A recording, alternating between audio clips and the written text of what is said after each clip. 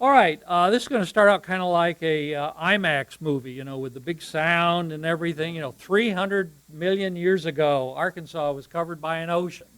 That's how we'll start out, as were many other states in what we now know as North America. But in that ocean, of course, there were living things. There were plants, there were animals, there were small sea creatures. And when they died, the body itself kind of deteriorated, but many of the sea creatures that were in the ocean fell to the bottom of the ocean. They had hard shells on them, very similar to the shells that you see on the beach today. And some of their skeletons were preserved. Some of the plants likewise were preserved. And these accumulated on the bottom of the ocean. And that's where we get our fossils today, okay? And they would accumulate. They eventually were compressed. They were kept and encompassed forever within in the rock that was developing around them. And it would develop in layers, and these layers kept developing over a period of time. Well, what happened? Well, eventually that rock that had accumulated uplifted, and that's what formed the Ozarks. All right, that's what formed the Ozarks. Here's a good example of what happened. This is on the on-ramp at West Fork on I-49. If you're wondering, if you happen to fly by, look over on the on-ramp. But here's a good example. You can see how this is pushing up. This is limestone, of course, and generally limestone is horizontal. It forms in a horizontal plane because I said you have these layers that developed over millions of years in the water, and then it just uplifted. It was a plateau. You hear the term Ozark Plateau. That's what the Ozarks are. Now, not so with the Ouachitas. You would think they're so close they were formed the same way. Not at all alike. There's the Ouachitas. All right? I mean, you can see the difference. The Ozarks are horizontal. The Ouachitas are slanted. And they were formed by, and this is in downtown Hot Springs, in case you're wondering. Some of you may have seen this. You get a real good view of what the Ouachitas look like. And they're what they call folded. They were formed by two land masses colliding into each other, and they have these tectonic plates, which you may have heard of. We're going to talk about primarily the Ozarks today, because that's what we're talking about when we talk about karst. How many of you have heard that term karst? I imagine a lot of you have. Yeah, that's what we live on here. All right. When I was in Florida, the whole state of Florida is on a big slab of karst. And what is karst? Well, it's kind of interesting. Basically, it is limestone. And karst is full of holes and cracks and crevices. It's like Swiss cheese. It soaks up like a sponge. The rock is always dissolving. It's kind of an interesting process. You have rain coming down, all right? And rain picks up carbon dioxide, which is acidic. The rain hits the ground. You have leaf litter on the ground, more acid, more acidic. It leaches down into the limestone. What is limestone made of? Calcium carbonate. When you mix calcium carbonate and carbon dioxide, you get, anybody know? You get an acid, carbonic acid. That's what forms, just like what's in your soda drinks. And that acid is what eats through the limestone. It is always deteriorating. That is the process by which we have the caves, the underground streams, all the things we're gonna talk about today. Here's a map of the United States that shows the primary limestone areas that we have. There's limestone scattered all over the United States. Several U.S. cities are built on top of karst. St. Louis, as you might expect, Nashville, Tennessee, Birmingham, Alabama, Austin, Texas, and of course in our area, Bella Vista, and the whole northwest section of Arkansas. Actually, in Arkansas, we have 19 counties that are considered in the karst area, and they all, as you might expect, are up in this area, which connect with the Ozarks that go into Missouri. This is Beaver Lake. All right, this is what we call actually Red Rock Bluff. It's directly across from Rocky Branch Marina. But it's a good example of what we have not only on Beaver Lake, but in this area, and I point out several features of it. This is all, of course, limestone, but this is a different type of limestone. Whenever you see the dark color in limestone, in the lighter limestone, If it's over 50% magnesium, and that's what causes that dark color, it's a mineral, over 50% magnesium, do you know what the rock is then called? Dolomite. That's what dolomite is. Dolomite is nothing more than limestone with over 50% of magnesium contained in it. And you see that all over this area, northwest Arkansas, anywhere there is a lot of limestone. You also will see some red color, and that's another mineral, most of you know. That's iron that, again, has leached through, like, remember, limestone is very soluble, and everything leaches through it, and the iron will leave a stain. The magnesium shows up, which is a mineral. At the bottom of a rock formation, you see a lot of this, and you see this wherever you have a lot of rock, not only here, if you go out west, anywhere where they have rock that is subject to falling and crumbling, it accumulates at the bottom, but it actually has a name.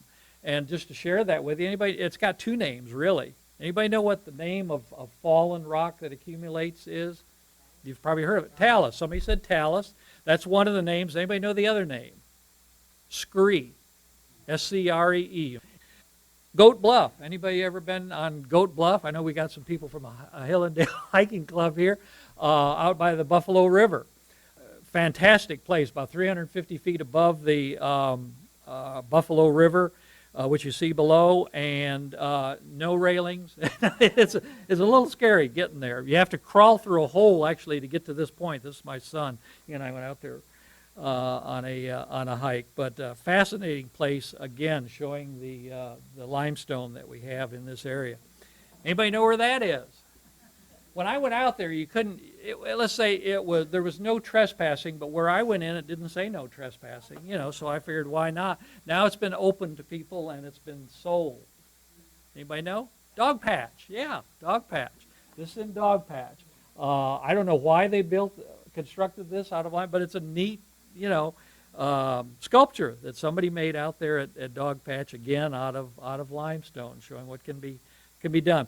Okay, I mentioned about the water process of eating away limestone. I'll show you a couple of pictures that show that. You've also seen it when you're out hiking. But you can see that water is eating through this limestone. So it's eating through that limestone and coming out there at the bottom. It'll take many years to completely separate that, but it will happen because there's what happened. And you can see at one time this was one piece of limestone, and over all of the water leaching through it and the acid developing, that's how it cuts apart the limestone. Sometimes limestone falls like dominoes. I took this out at Roaring River State Park. Some of you may be familiar with that. Fascinating place to see a lot of limestone. But this is a gigantic piece of rock. To give you an idea as the size of it, again, there's my son standing on it, that had just separated from over in this area, again as a result of water. And it's interesting to see. It's just like a domino, it just falls over. I talked about West Fork earlier. This is on the off-ramp going north on West Fork. This was sometime last year. I happened to notice that a big piece of limestone had just, fallen. It was up here.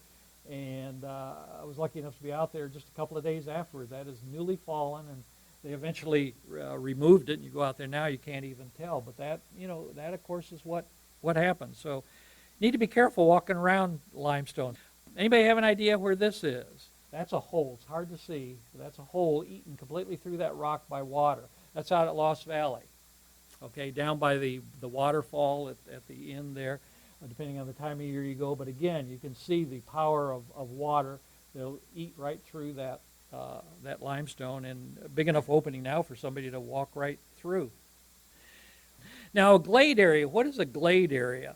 If you remember that picture that I showed you earlier out on Beaver Lake of the limestone, a glade area is generally at the top of a limestone rock formation. Can be at the bottom. When we take our eagle tours out on Beaver Lake, there's an area there right by marker 6. If any of you are familiar with that, they put those markers out for boaters. But there's a glade right there that is probably 10 feet above the water, which is kind of unusual to have it that low. But a glade is a very environmentally sensitive area. There's only certain types of animals and plants and creatures that hang out because it doesn't get any water. You see a totally different type of trees and plant growing in a glade area. You generally see the junipers and the cedars, those type of trees. You'll see roadrunners out there. Deer like to feed in a glade area. There's certain types of caterpillars that you'll only find in a glade area. But a glade is just an area on top of rocks, kind of like you see here. Here's another glade area that's out at Leatherwood Park by Eureka Springs. And this was after a rain. This is right next to the dam, if you know where the dam is at Leatherwood Park. And this is all a glade area. That's what you see. You see these kind of trees. You don't see too much of anything else growing because there's so much rock. But it is a unique area in the karst topography. All right, let's move on to sinkholes. And what is a sinkhole? Well, you can see right here, as most of you know, it's a hole in the Earth's surface. It is a natural drain into the water table, often a source of fresh water. Definitely a home for marine life, very often a cavern entrance. A cool microclimate, and a sudden collapse can swallow a highway or a building and create something else. So how is a sinkhole made? Well, there's various ways that sinkholes are created, and here you see some of the ways. Let me start at the bottom. What you have generally underground is you'll have water that will be created underground in a karst environment. A lot of it will be held in place. Some of it will be flowing. You might have a pool, and what does a pool do? It puts pressure on the ground underneath that pool. You have people that often will pump water out from the aquifer down here to use, to use for their house and for other reasons, maybe farming, maybe irrigation. But that's removing water that is acting as a source that's holding up the ground. Well, if enough water is pumped out, or too much water is pumped out, or there's too much pressure on the underlying soil, it's going to collapse, and that's what makes a sinkhole. There's two types of sinkholes, actually. There's what they call subsistence sinkholes, and those are generally created by human activity, like pumping out too much water, maybe putting in a pool or something that puts a lot of pressure on the underground soil. Those are subsistence sinkholes. The ones that are more dramatic are what they call collapse sinkholes, and we'll see both kinds of those.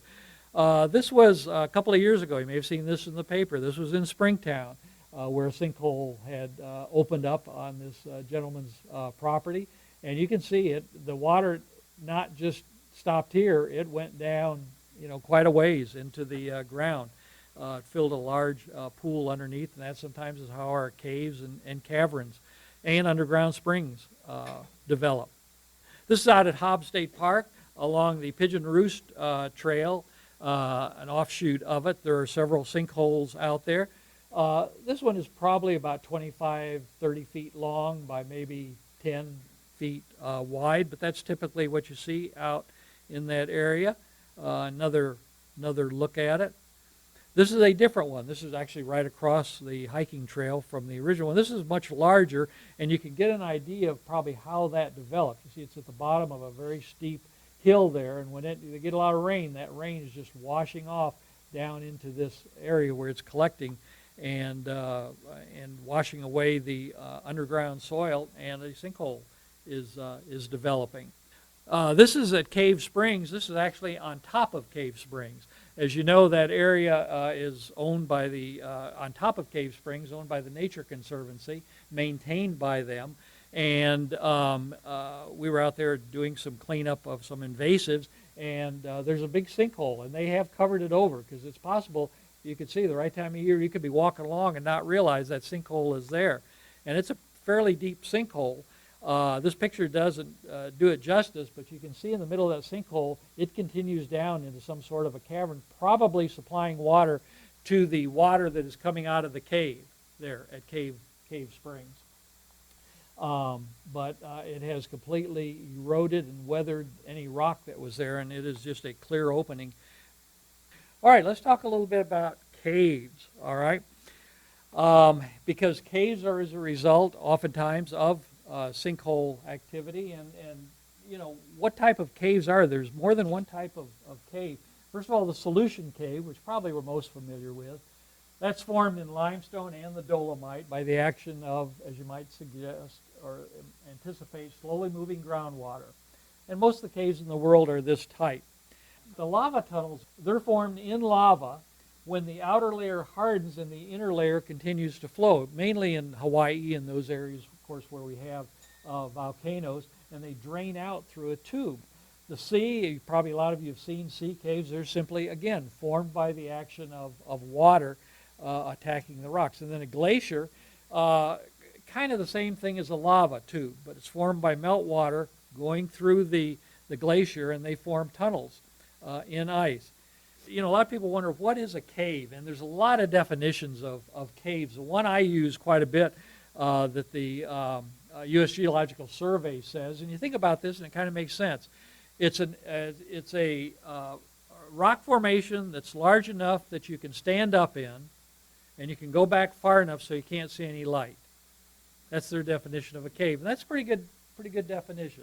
So it's large enough to stand up in, and you can go back far enough to see light. Now, what happens when you can't go back far enough? You see a lot of, well, they're what? Bluff overhangs. That's basically the terminology or name they use for those places where you can walk a little ways in, but you can still see light. So, solution caves, the ones that are most popular and familiar to us around here. Some terms that you may or may not be familiar with. Speleotherm, that is another term for cave formation. So instead of calling something a cave, you can call it a speleotherm. People wonder what you're talking about, but show them how much you know. Speleotherm, stalactite, stalagmite, of course, you're familiar with. They're the calcite formations. They're either attached to the ceiling of a cave or they are attached to the floor of a cave. They're caused by the calcium carbonate dripping from the ceiling. I'll show you that. And then the soda straws are the long, hollow calcium tubes that really are the babies of the stalactites. I'll go through this real quick, but you can kind of see how a cave can develop. Think about down here where you have this disappearing stream. We'll talk about those a little later. Cuts through the limestone, flows down to a point where there is sedimentary rock and volcanic rock that is just not permeable. So the water has to do something. Water starts flowing. But when it does, it also eats through this limestone and will form a cave. So caves are formed by water action, whether it's water flowing this way or water coming down from the top of the limestone with that highly acidic form. Sometimes you'll see this in a cave. This is calcium carbonate. Whenever you see that white next to the iron, then that's what it is. That's just iron that's leached through the limestone. This is Onyx Cave up in Eureka Springs. But the white is calcium carbonate, which is dripping, continually dripping. And that is what forms, actually, the stalactites and stalagmites. There's the soda straws we were talking about. You've seen those. And that is just dripping again. Dripping liquid, calcium carbonate, calcite. And it drips and it starts hardening and it forms these soda straws, which eventually turn into bigger soda straws, right? Again, calcium carbonate. Sometimes you'll see a bat in the cave, and then sometimes you'll see these gigantic, formations, which you look for in a cave, both coming down from the top. And what happens, of course, this is dripping, dripping, dripping, and while it's dripping, some of it will stay here, some of it will drip down to the ground, so it starts growing from the ground up. That's how you get the stalagmites, the ones from the ground. And, draperies, what they call draperies and things like that. But again, what I wanted to stress is that is all calcium carbonate. That's all caused by dripping liquid. There's a very small one starting through the limestone.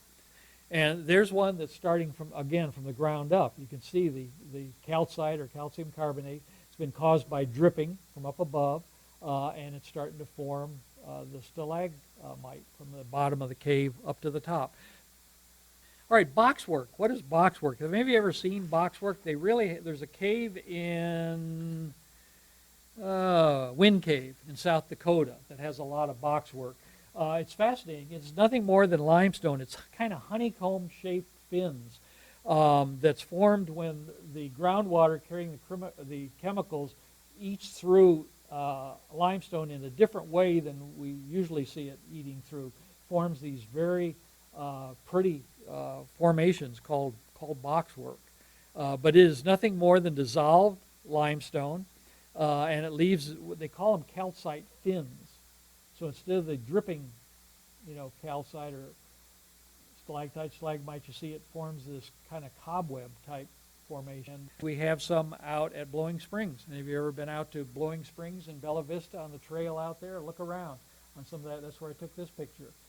All right, this is kind of interesting. This is a map, of course, right, from Fayetteville, Springdale on up to Bella Vista and that area. And if you ask most people, they'd say, well, 49 goes straight up. Doesn't go straight up, does it? It bends out. And if you're driving in the morning like I was coming down here, you're coming down from Rogers, and all of a sudden you're looking into the sun. And you went, wait a minute, I'm going east now. What's happening? Well, it bends out, doesn't it? It bends out starting about Wagon Wheel Road and ends at about Pleasant Grove, around that area. Why is that? Anybody know? Why does it go east at Cave Springs and Lowell? Because of one thing, cave fish. The cave fish in Lake Keith, was known as Lake Keith, in Cave Springs, okay? Right over here. When they were building the road, they did an environmental study and realized that having cars, leaking oil, all kinds of things, it was going to impact the water source here. And it was more likely to impact the cave fish that were in Cave Springs.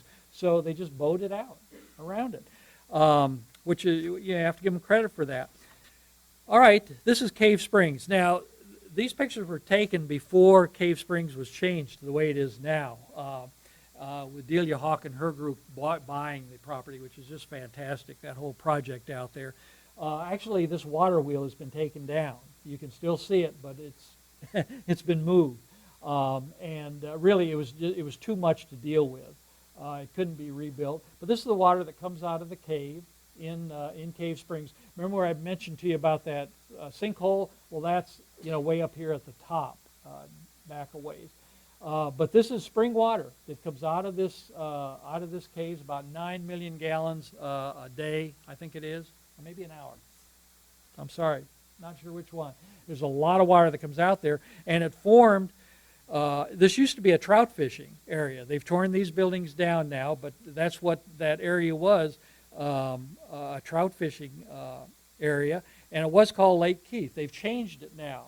Now that the Illinois Water Authority has taken over, they've just recently changed it to Partners Lake, P-A-R-T-N-E-R-S, Partners Lake, because of the various groups that are involved in restoring the lake. This up again at Roaring River State Park. You often see a cave, kind of like this. This would not, we call it a cave. It's a bluff because you can't go that far in it. So I'm looking back in the cave and a couple of bats. All right, a spring. Blue Spring, which is one of the more interesting springs we have in this area outside of Eureka Springs. Blue Spring is, let's see, I got the statistic here, 38 million gallons of water a day. The mouth of the cave, which the water comes from, they've sent divers down there, is about 3 feet wide. And they have explored down to 218 feet. And they anticipate it goes down at least 500. So that's a deep, deep spring underground. Another spring we have several. This is in Missouri, Roaring River State Park, where they have the trout hatchery. And then Roaring River, comes right out of spring water.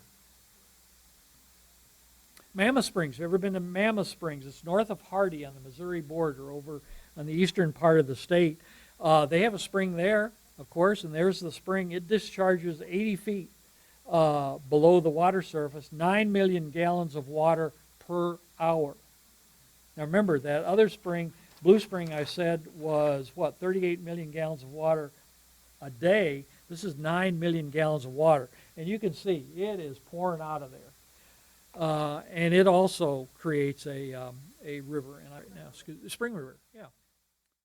Disappearing rivers, losing streams, they have different names. Probably losing stream is the most popular. In fact, you got this body of water that's a creek or a stream or a river, probably caused by heavy rain recently, and then it goes down into this rock, and literally it disappears.